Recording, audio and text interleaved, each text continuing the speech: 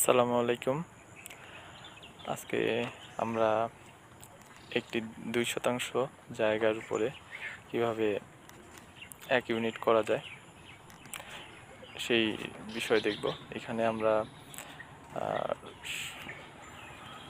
একটি সিঁড়িঘর সহ 2টি বেডরুম, একটি ড্রয়িং রুম, একটি ডাইনিং রুম, 2টা বাথরুম, একটি রান্নাঘর সহ সব কিছু ড্রয়িংয়ে রাখার চেষ্টা করতেছি। সব কিছু মিলে আমাদের এই ড্রয়িংয়ে মোট প্রয়োজন 715 স্কোয়ার ফিট। খুবই কম, কিন্তু আমাদের জায়গা কম হতে আমাদের রুমগুলো একটু ছোট। আরেকটা বিষয় যে আমাদের প্রবেশ পথটা সামনের দিকেই, কিন্তু সিঁড়িটা পিছনে, আমাদের গ্রাউন্ড ফ্লোরটা ফাঁকা থাকবে।